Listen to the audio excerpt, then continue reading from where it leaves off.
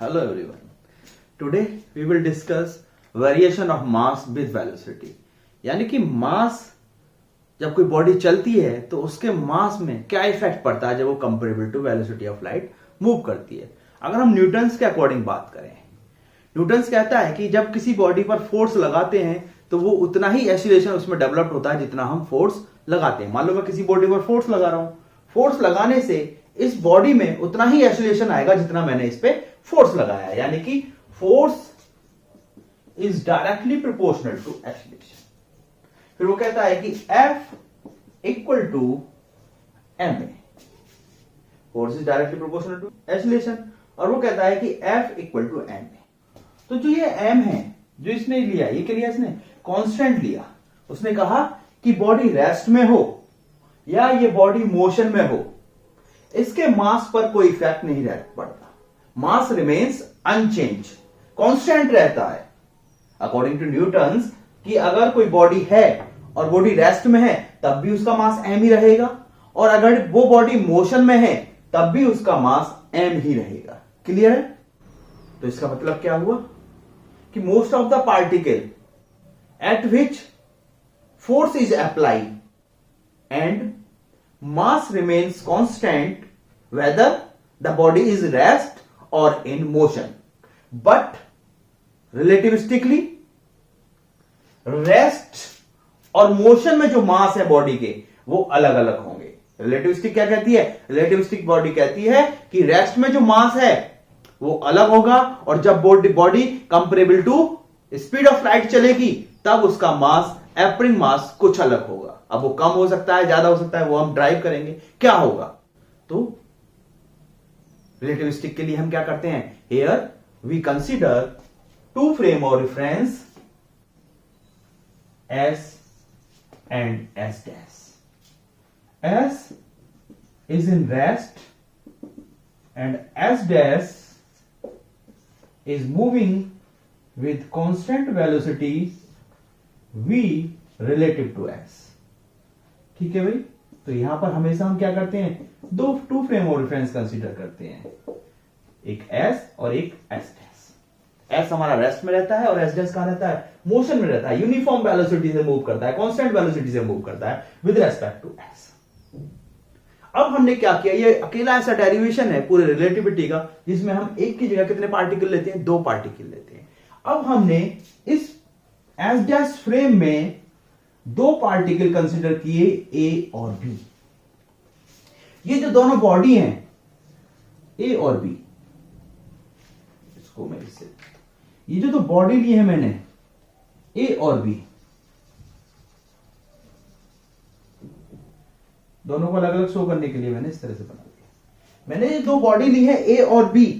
दोनों body identical है, identical in shape, identical in volume, हर तरह से आइडेंटिकल है. यानी कि जो ओ डैश ऑब्जर्वर देखता है तो इन दोनों बॉडी में उसे कोई भी डिफरेंस नजर नहीं आता. उसे दोनों बॉडी सेम दिखाई देती है, ए बी और बी बी. तो उसे उस दोनों बॉडियों का मास हमने मान लिया, थोड़ी देर के हमने मानते हैं कि उसे एम मास एपियर होता है. जब दोनों बॉडी हमने कैसे ली है? आइडेंटिकल ली है, तो उसे दोनों बॉडियों का मास कितना एपियर होता है? उसे दोनों बॉडियों का मास एम एपियर होता है. क्लियर है? अब वो कहता है कि दोनों बॉडी एक दूसरे के अपोजिट डायरेक्शन में आ रही है. एक इधर को जा रही है, ये बॉडी इधर जा रही है, और ये बॉडी आपकी इधर आ रही है. यानी कि दोनों की दोनों बॉडी आपकी अपोजिट डायरेक्शन में जा रही है. एक इधर जा रही है और एक इधर जा रही है विद सेम वेलोसिटी. तो ओ डैश को इसकी वेलोसिटी कितनी दिखाई देती है? एस डैश फ्रेम में है तो हमने मान लिया कि यू डैश वेलोसिटी दिखाई देती है, और बी की वेलोसिटी कितनी दिखाई देगी? यू डैश ही दिखाई देगी. बी की वेलोसिटी भी कितनी दिखाई देगी? यू डैश ही दिखाई देगी. लेकिन ये प्लस एक्सिस पर है और ये किधर आ रही है? अपोजिट डायरेक्शन में आ रही है. तो डायरेक्शन के कारण क्या दिखाई देगा इसे? Minus U dash. तो यहां पर हमने 2 आइडेंटिकल बॉडी कंसीडर की है, ए और बी, जो बिल्कुल सेम है. तो ओ ऑब्जर्वर को दोनों का मास एम एपियर होता है. वो मानता है, वो आइंस्टीन कहता है कि दोनों बॉडी एक दूसरे के साथ अपोजिट डायरेक्शन में आ रही है विद सेम वेलोसिटी. तो यू, एक की यू डैश होगी, दूसरे की माइनस यू डैश होगी. थोड़ी देर बाद आफ्टर सम टाइम दोनों आएंगी, आकर क्या होगा, दोनों में कोलिजन होगा। दोनों में क्या होगा, कोलिजन होगा। और वो कहता है कि कोलिजन के बाद दोनों बॉडी रेस्ट में आ जाती है। अब कोलिजन हो रहा है, तो कोलिजन के कारण मोमेंटम क्या रहता है आपका, कंजर्व रहता है। तो ये जो ओ डैश है कि ओ डैश को कंजर्वेशन ऑफ मोमेंटम फॉलो हो रहा है, नहीं हो रहा, होल्ड हो रहा है, नहीं हो रहा, एस डैश फ्रेम के लिए। तो हमने कंजर्वेशन ऑफ मोमेंटम अप्लाई किया। तो कंजर्वेशन ऑफ मोमेंटम क्या कहता है, momentum before collision equal to momentum after collision। अगर दोनों बॉडी एस डैश फ्रेम में कोलाइड करती हैं तो कंजर्वेशन ऑफ मोमेंटम होल्ड होना चाहिए ओ डैश के लिए। तो हमने क्या किया, momentum before collision equal to momentum after collision. टकराने से पहले बिफोर ओ डैश को इसकी वेलोसिटी कितनी दिखाई दे रही थी, यू डैश, और मास कितना दिखाई दे रहा था, एम। तो इसका मोमेंटम हो गया आपका एम यू डैश। सबको पता है momentum P equal to M B. तो ओ डैश को इसका मास कितना अपियर हो रहा है, ए बॉडी का मास हो रहा है एम और वेलोसिटी हो रही है यू डैश। तो मोमेंटम हो गया M U dash plus total momentum कितना होगा, प्लस बी बॉडी का। तो बी बॉडी का मोमेंटम कितना हो गया, mass M velocity minus U dash plus M minus U dash equal to, टकराने के बाद टोटल मास कितना हो गया आपका, M plus M. Total mass कितना हो गया, एम प्लस एम। और ओ डैश को किस में दिखाई दे रही है टकराने के बाद, वो रेस्ट में दिखाई दे रही है, इनटू वेलोसिटी कितनी हो गई, जीरो। रेस्ट में आ गई, इसका मतलब क्या हो गया, जीरो।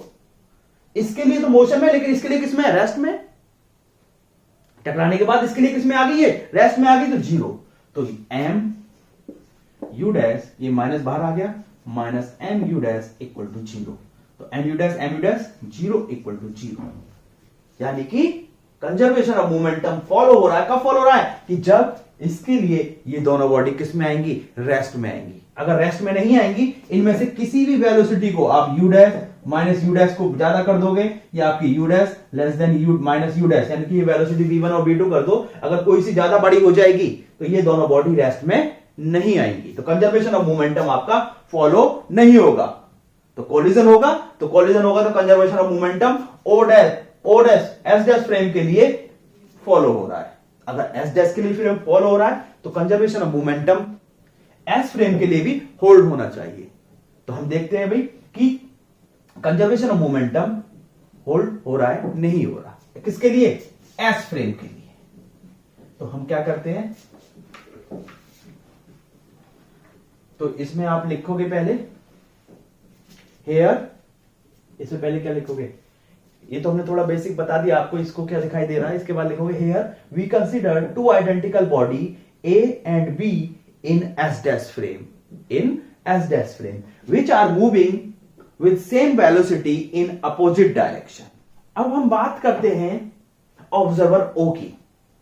अब ऑब्जर्वर ओ क्या ऑब्जर्व करता है, हमें नहीं पता। ऑब्जर्वर ओ क्या ऑब्जर्व कर रहा है, ऑब्जर्वर ओ को क्या पता कि ए का मास कितना है, ऑब्जर्वर ओ को क्या पता कि बी का मास कितना है। अभी इसको हटा दें क्योंकि अब हम ऑब्जर्वर ओ पर आ गए। ऑब्जर्वर ओ को क्या पता ए का मास कितना है, ए की वेलोसिटी कितनी है। ऑब्जर्वर ओ को क्या पता बी का मास कितना है, बी की वेलोसिटी कितना है। तो ऑब्जर्वर ओ मानता है कि ए का मास, हमने माना ऑब्जर्वर ओ को m1 दिखाई देता है।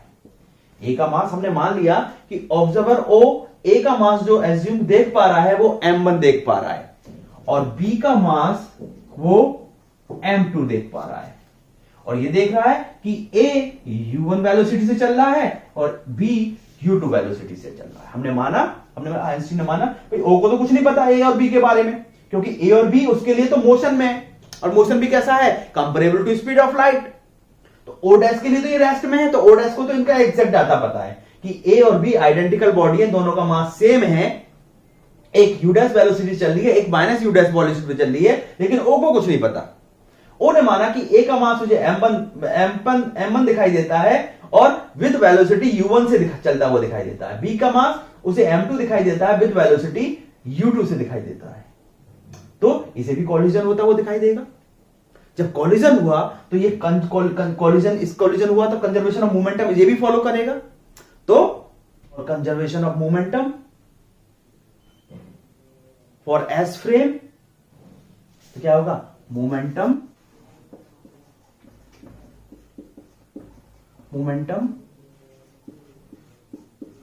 Before collision equal to momentum after collision। तो O के लिए कॉलिजन से पहले इसका मोमेंटम कितना हो जाएगा, मास कितना है m1, ए के लिए ए का मोमेंटम कितना दिखाई देगा, O को मास कितना दिखाई दे रहा है m1, वेलोसिटी कितनी दिखाई दे रही है u1, तो मोमेंटम कितना हो गया m1 प्लस कॉलिजन से पहले B का मोमेंटम कितना दिखाई दे रहा है, B का मास दिखाई दे रहा है m2, वेलोसिटी कितनी दिखाई दे रही है u2 plus m2 u2 equal to, collision के बाद दोनों बॉडी किसमें, इसके लिए किसमें आ गई, O डैश के लिए किसमें आ गई, दोनों बॉडी रेस्ट में आ गई। लेकिन O क्या ऑब्जर्व कर रहा है, O के लिए वो फिर भी किस वेलोसिटी चली है, उस बस में जा रही है जिसमें वो कोलाइड करी है। पहले तो जब मोशन में थी तो उसे u1 u2 दिखाई दे रही थी वेलोसिटी एडिशन थ्योरम के अकॉर्डिंग, कि अगर बॉडी मोशन में है तो उसकी u1 दिखाई देगी, उसकी u2 दिखाई देगी according to velocity addition.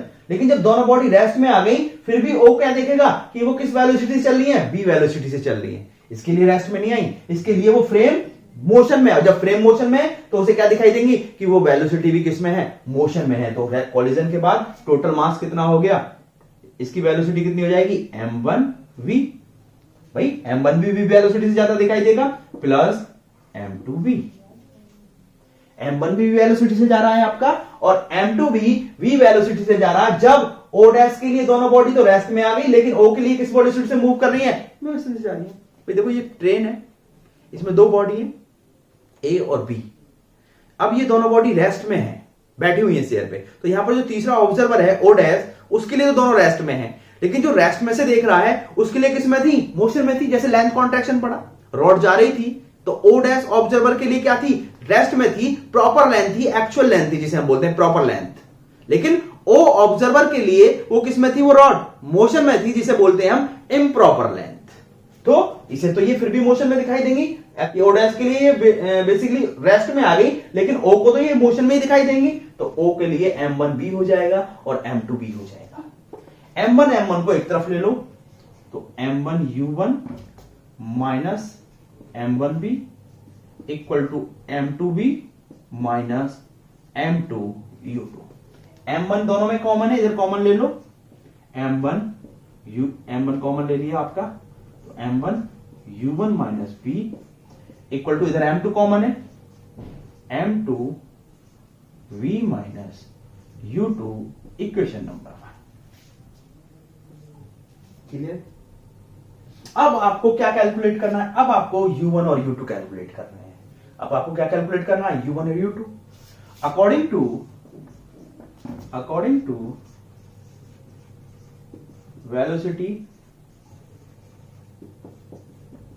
Velocity addition theorem लिख दो, वेलोसिटी एडिशन थ्योरम साइड में लिख देते हैं।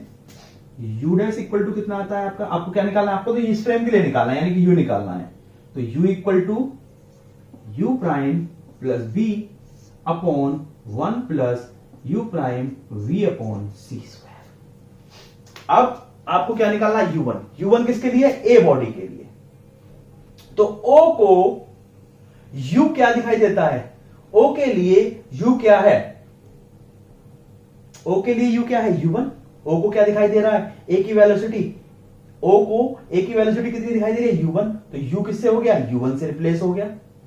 O को S डैश में A की वेलोसिटी कितनी है, u डैश ही है, तो u डैश ही रहेगा। फ्रेम की वेलोसिटी v ही है, नहीं समझे, देखो ध्यान से देखो कि O जो देख रहा है, O ने पहले, ये u है, u किसकी वेलोसिटी थी, u पार्टिकल की ओस में वेलोसिटी थी, u डैश क्या थी, u डैश पार्टिकल की s डैश फ्रेम में वेलोसिटी थी, b क्या थी, b इस फ्रेम की वेलोसिटी थी। ये तीन चीज क्लियर थी। इस वेलोसिटी एडिशन में u is the velocity of particle in S frame. U prime is the velocity of particle in S dash frame. V is the velocity of frame. अब A body के लिए apply कर रहे हो तो A body के लिए S frame में वेलोसिटी कितनी है U1, तो U की जगह कितना आ जाएगा आपका U1। अब इसी पार्टिकल के लिए S डैश फ्रेम में A की पार्टिकल की वेलोसिटी S डैश फ्रेम में कितनी है U डैश ही है, तो U dash remains unchanged U dash, और फ्रेम भी वेलोसिटी से चल रहा है तो 1 plus U dash V upon C square. क्या किया हमने इस पार्टिकल A पर वेलोसिटी एडिशन थ्योरम को अप्लाई किया। तो हमने देखा कि U वेलोसिटी एडिशन थ्योरम कहती है U equal to U dash plus B upon 1 plus U dash B upon C square. तो इसमें U क्या होता है, U उस पार्टिकल की S फ्रेम में वेलोसिटी होती है, और हमारे A की वेलोसिटी कितनी है S फ्रेम में U1 है, तो यहां पर U को रिप्लेस कर दिया हमने U1 से। A पार्टिकल की S डैश फ्रेम में वेलोसिटी कितनी है U डैश है, तो हमने U डैश को U डैश ही रहने लगा। फ्रेम की वेलोसिटी कितनी है V है, तो हमने V को V रहने दिया, ये आ गया। सिमिलरली B बॉडी के लिए अप्लाई कर दो, किसके लिए अप्लाई कर दो आप, B के लिए अप्लाई कर दो। B के लिए U क्या है, B के लिए U क्या है, O के लिए क्या दिखाई दे रहा है U2। B का S फ्रेम में वेलोसिटी कितनी दिखाई दे रही है U2, और S डैश फ्रेम में माइनस U डैश, तो U को किससे रिप्लेस करोगे आप U2 से रिप्लेस करोगे, और U डैश को किससे रिप्लेस करोगे माइनस U डैश से। B तो सेम है, तो U2 इक्वल टू कितना हो जाएगा आपका, तो U2 equal to U2 S frame में वेलोसिटी U की जगह क्या आ गया U2 आ गया, S डैश फ्रेम में U डैश क्या है आपका माइनस U डैश, तो minus U dash plus P upon 1, फिर यहां से आएगा माइनस, तो minus U dash V upon C square.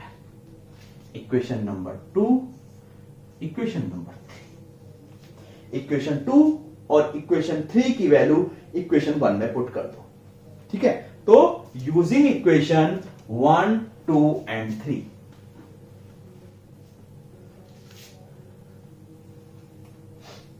Using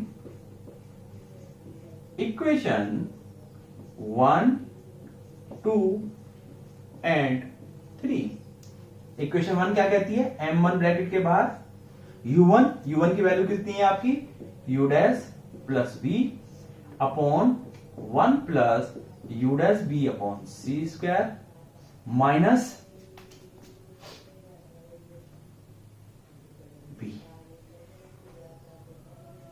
clear है, equal to M2 V minus B minus U2 की वैल्यू कितनी है, U2 की वैल्यू ये है आपकी minus U dash plus B upon 1 minus U dash B upon C square. Equation क्या थी हमारी, M1 U1 minus B equal to M2 V minus U2। तो हमने क्या किया, इस इक्वेशन में U1 और U2 की वैल्यू को पुट कर दिया, दोनों तरफ एलसीएम ले लो, तो M1 एलसीएम ले लो, एलसीएम आया हमारा 1 plus U dash B upon C square, तो U dash plus B as it is minus का V ब्रैकेट में 1 plus U dash B upon C square equal to M2 LCM ले लिया 1 minus U dash B upon C square, B as it is, B bracket के बाद ये term यहां आ गई आपकी 1 minus U dash B upon C square, clear है भाई, minus minus U dash plus B, clear है भाई, ये आपका ओपन कर दो ब्रैकेट को, तो M1 इसको ओपन कर दो U dash plus P minus B की मल्टीप्लाई कर दिया, अंदर ब्रैकेट ओपन किया, minus B plus minus minus U dash V square upon C square, V की मल्टीप्लाई की तो U dash C square upon as it is minus minus minus और V square यहां आ गया ब्रैकेट इक्वल टू M2, यहां पर भी मल्टीप्लाई कर दो V minus U dash V square upon C square minus minus plus U dash minus plus minus B, clear है।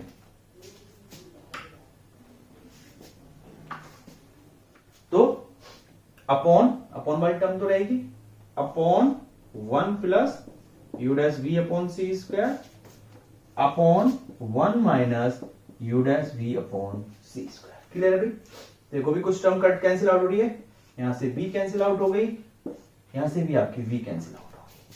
तो m1 इंटू कितना आ गया आपका u dash minus u dash v square upon C square upon 1 plus u dash v upon C square equal to m2 कितना आ गया u dash minus u dash v square upon C square upon 1 minus u dash v upon C square.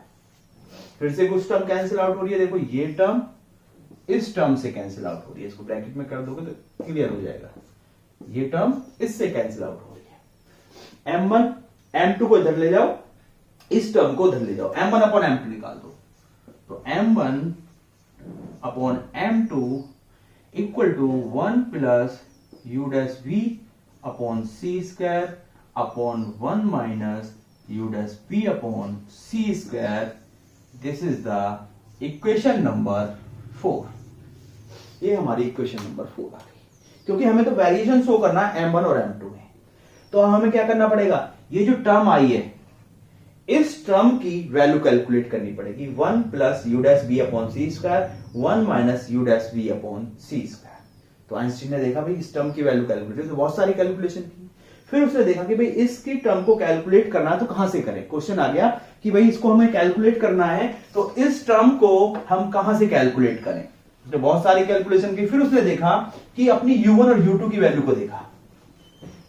हमारी u1 और u2 की value कितनी आ रही है, u1 equal to आ रहा है u dash plus b upon 1 plus u dash b upon C square. तुम देखो अपनी इक्वेशन को देखो 1 2 और 3 को, और u2 इक्वल टू कितना आ रहा है minus u dash plus b upon 1 minus u dash b upon C square. जब हम इक्वेशन को देख रहे हैं तो ये न्यूमरेटर वाली term 1 plus u dash b upon C square 1 plus u dash b upon C square किस में आ रही है, u1 में आ रही है, और 1 minus u dash b upon C square 1 minus u dash b square upon C square किस में आ रही है, u2 में आ रही है। तो आइंस्टीन ने सोचा कि शायद ये टर्म u1 और u2 से आएगी। अभी कंफर्म नहीं है, कैलकुलेशन करके देखी उसने।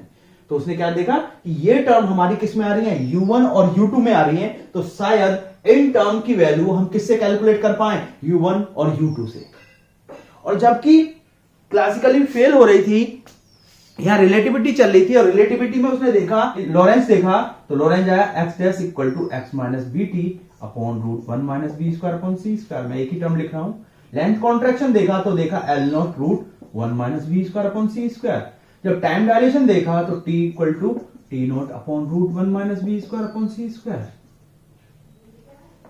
और जब वेलोसिटी एडिशन देखा तो ये आया 1 plus 1 minus U V upon C square. ये वेलोसिटी है, क्योंकि यू डैश भी वेलोसिटी है, वी भी वेलोसिटी है, और सी स्क्वायर नीचे। यानी कि एक फैक्टर रिलेटिविटी में कॉमन आ रहा है, वो कौन सा है आपका 1 minus V square upon C square. एक फैक्टर आपका रिलेटिविटी में कॉमन आ रहा है, उसने देखा कि ये फैक्टर तो चाहिए, यानी कि सॉरी, यानी कि उसे ये तो पता चल गया कि ये फैक्टर इस रिजल्ट में आना है, 1 minus V square upon C square का स्क्वायर रूट इस रिजल्ट में आना है।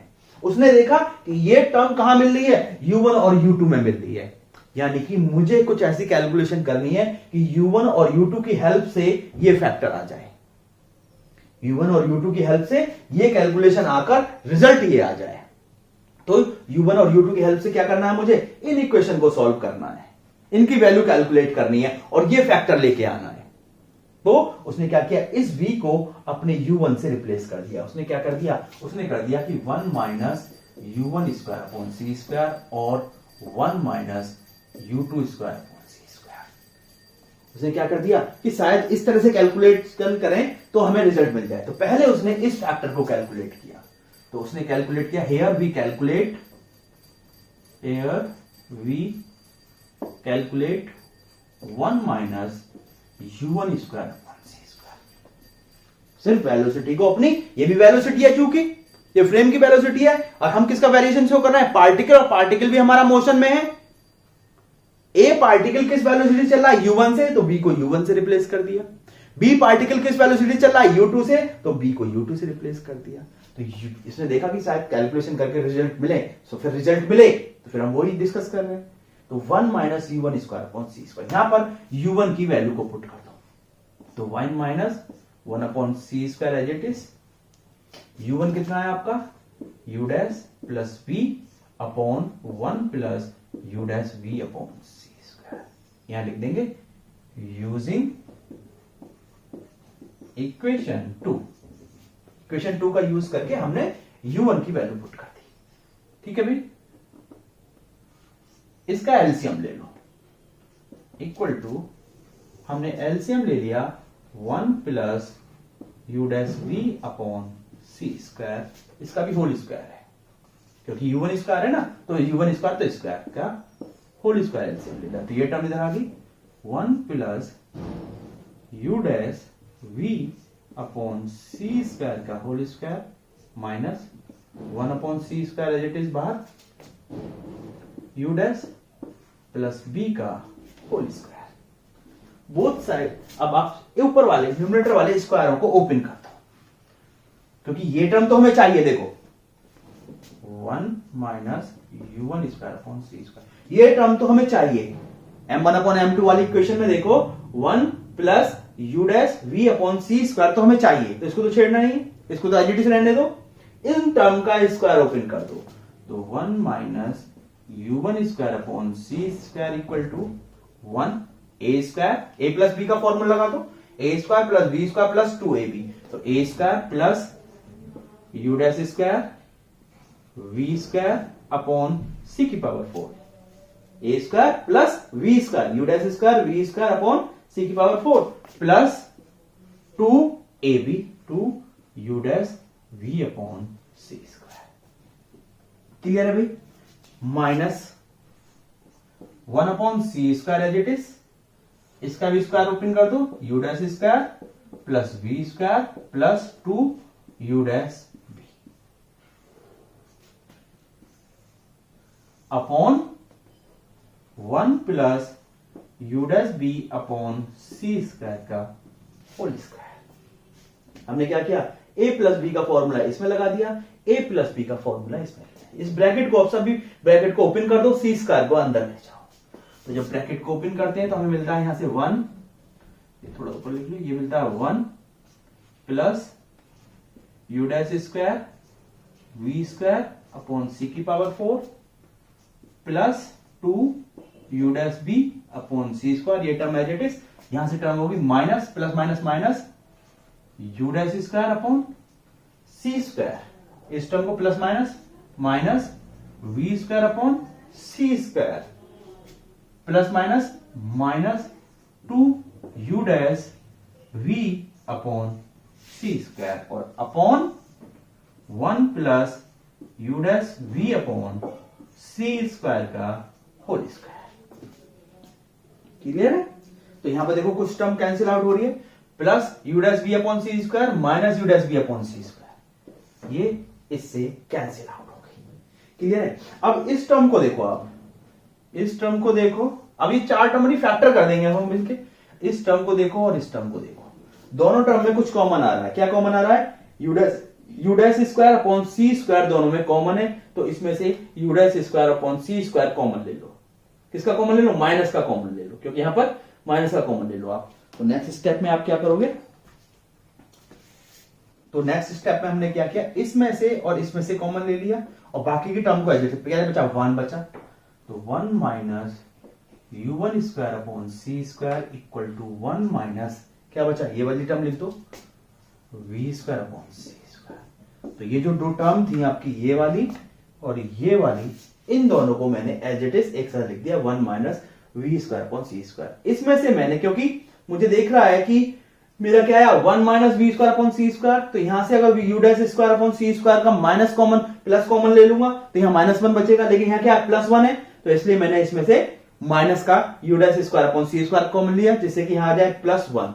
तो मैंने यहां से माइनस का u dash square upon C square common ले लिया, तो यहां पे बचा 1 माइनस, इसमें से जब कॉमन लिया तो क्या बचा, ये तो कॉमन आ गया v square upon C square minus का V square upon C square. बाकी ये टर्म आपकी as it is 1 plus U dash B upon C square का होल स्क्वायर। ठीक है, तो ऊपर क्या हो गया आपका 1 minus U one square upon C square equal to, एक फैक्टर इसको कॉमन ले लो आप, 1 minus V square upon C square को कॉमन ले लो, चाहे ऐसे कर लो। तो यहां से क्या बचा 1 minus U dash square upon C square upon 1 plus U dash B upon C square का होल स्क्वायर। क्लियर? हमें क्या चाहिए, हमें तो 1 plus U dash B upon C square चाहिए। m1 अपॉन m2 वाली इक्वेशन को देखो, m1 अपॉन m2 वाली इक्वेशन से क्या चाहिए हमें 1 plus U dash B upon C square चाहिए। तो इसको इधर ले जाओ, इसको इधर ले जाओ, तो क्या हो जाएगा भाई आपका हो जाएगा 1 plus U dash V upon C square का whole square equal to 1 minus V square upon C square और 1 minus U dash square upon C square upon 1 minus U one square upon C square. Clear है भाई?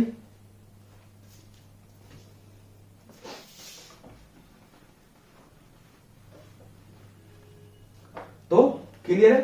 तो अब क्या करें हम, इसका स्क्वायर रूट भी हटा दें, तो हमें एक टर्म मिल जाएगी 1 plus U dash V upon C square. हमें तो यही चाहिए था, 1 plus U dash V upon C square ही चाहिए था। तो इसके लिए स्क्वायर रूट को उधर ले जाओ, equal to square root of 1 minus V square upon C square into 1 minus U dash square upon C square upon 1 minus U one square upon C square. ये इक्वेशन नंबर आपकी आ गई 5th। Clear भी? अब similarly या तो आप फिर से क्या निकालो 1 minus u2 square upon C square, u2 की वैल्यू पुट करो, एज इट इज कैलकुलेशन करके आओ, सिमिलरली निकाल दो। या फिर यहां पर लिखो सिमिलरली फॉर बॉडी बी। अब ये तो हमने किसके निकाला, u1 is the velocity of a body. अब किसके लिए निकालना है, u2 के लिए निकालना है। तो u2 के लिए हम देखते हैं बी बॉडी के लिए u डैश क्या है, माइनस यू डैश है। तो यू डैश को किससे रिप्लेस करोगे, माइनस यू डैश से रिप्लेस करोगे। फॉर बॉडी बी, अगर बी बॉडी की बात कर रहा हूं तो यू डैश बी बॉडी का क्या है, इस डायरेक्शन में चल रहा है, तो माइनस यू डैश है। और यहां से जो देख रहा हूं मैं बी बॉडी के लिए u1 किससे रिप्लेस होगा, u2 से। तो u1 को u2 से और u डैश को माइनस यू डैश से रिप्लेस कर देंगे। सिमिलरली 1 यू डैश को माइनस यू डैश से, तो minus U dash V upon C square. मैंने कैलकुलेट करके देखा है, आप भी कैलकुलेट करके देख लेना। 1 minus u2 square upon C square, u2 की वैल्यू पुट करना, same as it is calculation करना, तो यही रिजल्ट आएगा, है ना। यहां पर दिखाने की जरूरत नहीं है, यहां पर सिमिलरली करके सकते हैं 1 minus U dash B upon C square. अगर आपके पास टाइम है एग्जाम में भी, तो आप उसे उस तरह से भी कैलकुलेट करके ला सकते हो। Equal to square root 1 minus B और सी तो दोनों कांस्टेंट है दोनों के लिए, V square upon C square 1 minus U dash को माइनस यू डैश से रखोगे और वो भी स्क्वायर करोगे तो माइनस माइनस प्लस ही हो जाएगा, तो ये माइनस ही रहेगा, minus U dash square upon C square upon 1 minus u1 को u2 से रिप्लेस करोगे, u2 square upon C square. तो ये इक्वेशन नंबर आ जाएगी आपकी 6। तो ये वैल्यू, दोनों वैल्यू उठाकर कहां पे पुट कर दोगे आप, इक्वेशन नंबर 4 में, m1 अपॉन m2 वाली में। क्योंकि हमें तो ये वैल्यू कैलकुलेट कर ली, किसके लिए कैलकुलेट की हमने, m1 अपॉन m2 के लिए कैलकुलेट की। तो फ्रॉम इक्वेशन 4, 5 एंड 6, 4 क्या कहती है, m1 upon m2 equal to 1 plus U dash V upon C square upon 1 minus U dash B upon C square. ये 1 plus U dash B upon C square की value ये है, ये value put कर दो, equal to square root of 1 minus V square upon C square 1 minus U dash square upon C square upon 1 minus u1 square upon C square. Clear है? Upon में आप किसकी वैल्यू पुट करोगे, ये की इसकी, अपॉन में 1 minus U dash B upon C square, तो ये फैक्टर नीचे और ये फैक्टर ऊपर, तो into square root 1 minus u2 square upon C square upon 1 minus v square upon C square और 1 minus u prime u dash square upon C square. ये term as it is इस term से cancel out हो गई, cancel out हो गई, same है as it is है 1 minus v square upon C square और 1 minus u dash square upon C square. तो m1 upon m2 equal to हमें कितना मिल गया, m2 इक्वल टू हमें कितना मिला, square root of 1 minus u2 square upon C square और square root of 1 minus u1 square upon C square. तो ये आ गई आपकी इक्वेशन नंबर 7। क्लियर है भाई, ये हमारी आ जाती है इक्वेशन नंबर 7। M1 और M2 हमारे दोनों बॉडी क्या थी, एस फ्रेम के एस डैश फ्रेम के लिए दोनों बॉडी क्या थी, आइडेंटिकल बॉडी थी। हमें क्या शो करना है, यानी कि मास दोनों के सेम थे। ए को भी M1 और M2 अपीयर हो रहे हैं, अलग अलग मास अपीयर हो रहे हैं। हमने माना है कि M1 और M2 आर डिफरेंट, लेकिन बॉडी क्या है, दोनों आइडेंटिकल है। तो M2 का वेरिएशन M2 से शो कर देंगे हम। तो हम क्या मानते हैं, रिलेटिविटी में हमको एक बॉडी किसमें चाहिए, हमारे पास दो बॉडी आ गई, दोनों बॉडियों के मास आ गए। एक बॉडी का मास M1 आ गया, दूसरी बॉडी का मास M2 आ गया, दोनों की वेलोसिटी भी आ गई। लेकिन हमें रिलेटिविटी में क्या चाहिए, एक बॉडी हमें किसमें चाहिए, रेस्ट में चाहिए, और एक बॉडी किसमें चाहिए, मोशन में चाहिए। तो एक को हम बॉडी को मोशन में रेस्ट में कर देंगे और एक बॉडी को किसमें रहने देंगे, मोशन में रहने देंगे, क्योंकि रिलेटिविटी के अकॉर्डिंग एक बॉडी आपकी किसमें होनी चाहिए, रेस्ट में होनी चाहिए, और एक बॉडी किसमें होनी चाहिए, मोशन में होनी चाहिए। तो आप इनमें से एक बॉडी को रेस्ट में कर दो और एक बॉडी को मोशन में कर दो। देखो यहां पर एक बात और समझने वाली है, देखो ये जो हमारा फ्रेम था,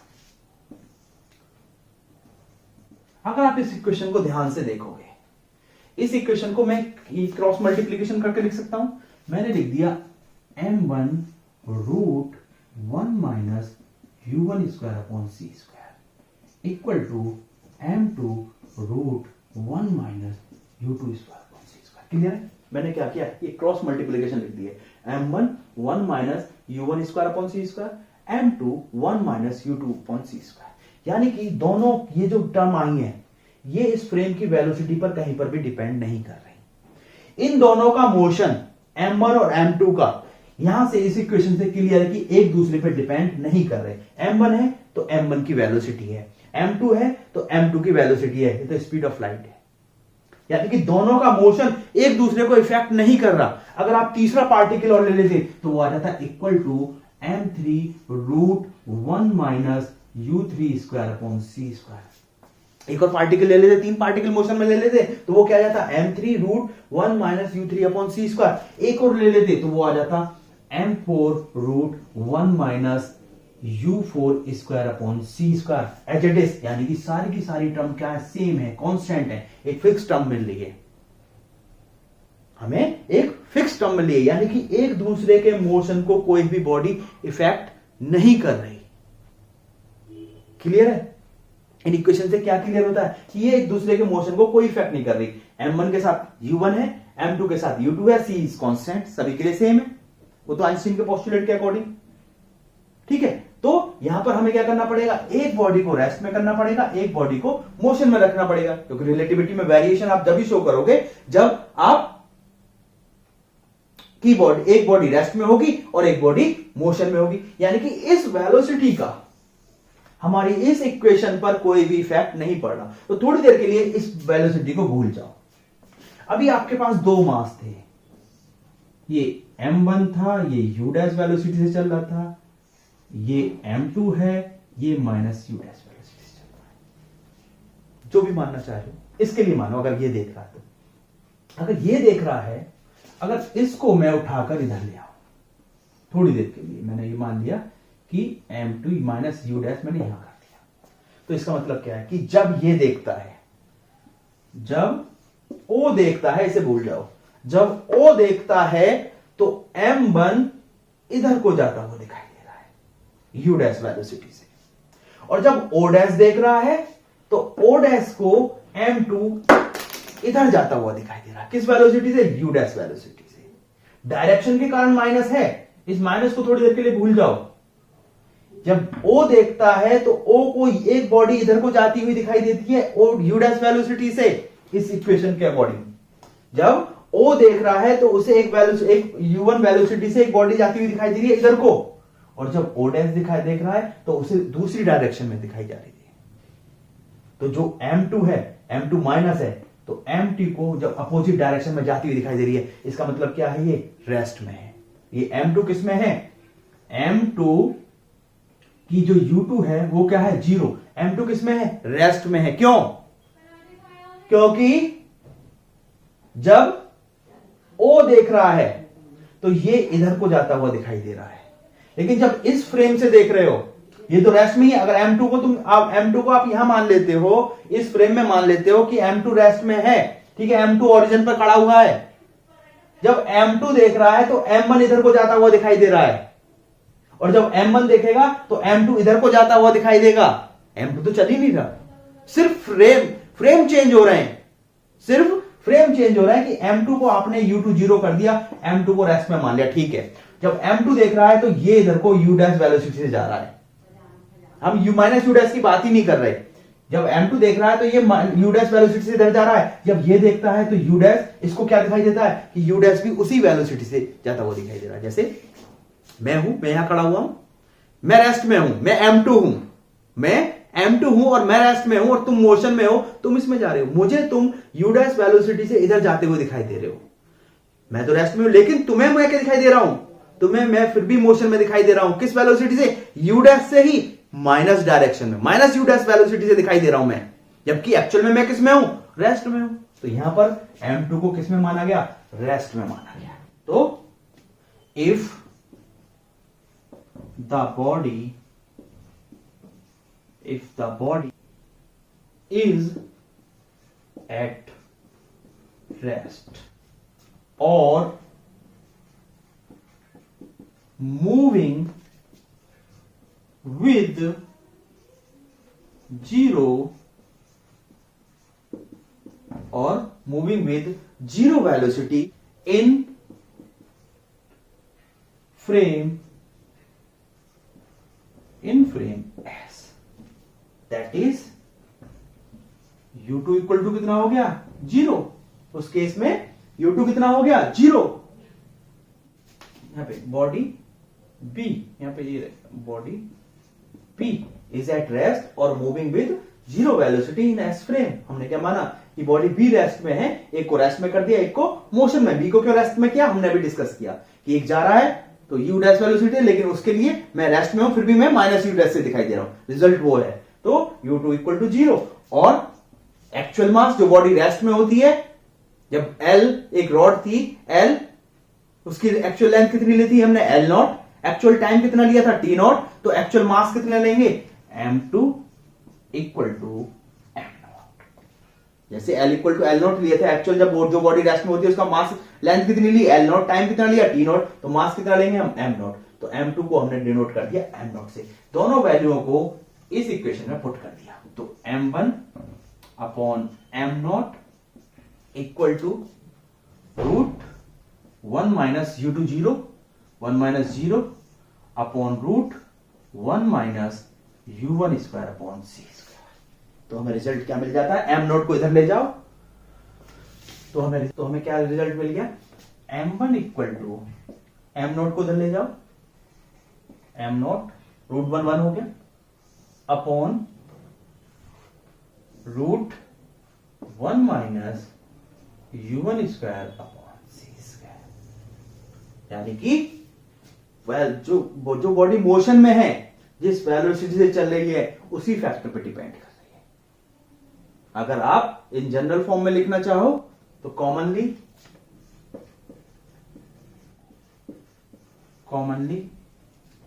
इस इक्वेशन क्या लिख दोगे? M equal to M0 upon √1 minus V square upon C square. जबकि जैसे हमने L इक्वल टू L0 लिया था, L equal to L0 √1 minus V square upon C square, T equal to T not upon root one minus V square C का, इसको भी क्या लिख दिया, M equal to M not upon root one minus V square upon C square. तो इसमें ध्यान देने वाली जो बात है, ये जो वेलोसिटी है, ये v एक्चुअल में इस फ्रेम की वेलोसिटी नहीं है, एक्चुअल में क्या है, इस पार्टिकल की वेलोसिटी है। इट इज नॉट कांस्टेंट, ये वेरिएबल है। जैसे हमारा जो ये था L इक्वल टू आता है हमारा L naught root one minus V square upon C square, T equal to आता है T naught upon root one minus V square upon C square, और M इक्वल टू कितना आ गया हमारा, M naught upon root one minus V square upon C square. तो इन तीनों केस में क्या डिफरेंस है, this is the velocity of frame, this is the velocity of frame and this is the velocity of particle. Actual में क्या है, ये u1 है, ये कांस्टेंट नहीं है। ध्यान रखना कि जब जब इन दोनों की बात होगी ये कांस्टेंट होगी, और ये क्या है, हमारी उस पार्टिकल की वेलोसिटी है। दिस इज द v, क्योंकि इसको हमने जनरल कॉमनली लिखने के लिए हमने क्या कर दिया है, यहां पर m1 को m से रिप्लेस कर दिया है और u1 को रिप्लेस कर दिया है हमने v से, एक जनरल फॉर्म में लिखने के लिए।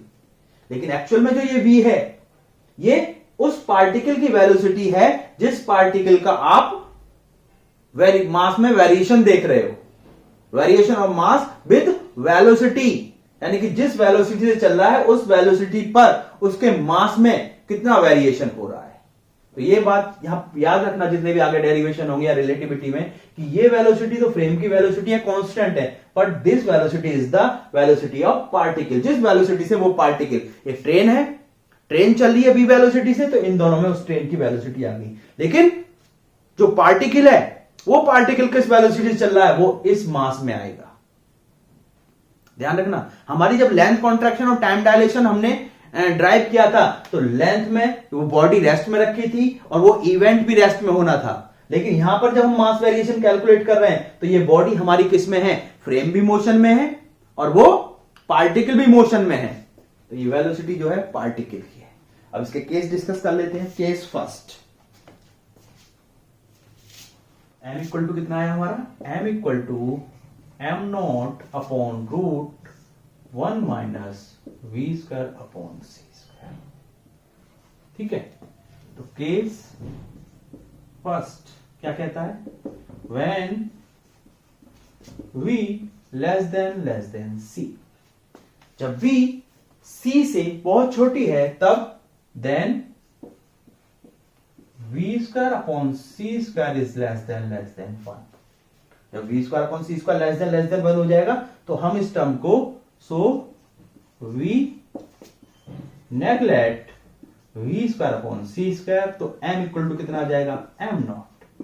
यानी कि जब एक पार्टिकल नॉर्मल वेलोसिटी से चलेगा v लेस देन c, तो उसकी वेलोसिटी, उसका मास, एपरिंग मास एक्चुअल मास के बराबर होगा, m is equal to m naught. Case 2, when v is slightly less than c, बहुत इक्विवेलेंट है, 0.99 c से चल रहा है, पार्टिकल बिल्कुल comparable to velocity of light से चल रहा है, तो ये फैक्टर जो है आपका root one minus V square upon C square, v is slightly less than c, तो ये वैल्यू कुछ ना कुछ देगा, ये वैल्यू कुछ ना कुछ आएगी, उसका स्क्वायर और कुछ कम वैल्यू आएगी, और उसे 1 में से सब्ट्रैक्ट करोगे तो हमेशा जो रिजल्ट आएगा वो क्या मिलेगा तुम्हें, लेस देन 1 मिलेगा। इसका result root one minus V square upon C square का वैल्यू, रिजल्ट जो मिलेगा वो हमेशा 1 से छोटा मिलने वाला है, क्योंकि v is slightly less than c, कुछ ना कुछ लगभग v बिल्कुल लगभग c के बराबर है, तो ये वैल्यू कुछ टर्म रिजल्ट देगी, इससे कुछ रिजल्ट आएगा, उसे आप 1 में से सब्ट्रैक्ट करोगे तो हमेशा जो रिजल्ट इससे मिलने वाला है वो 1 से छोटा ही मिलेगा।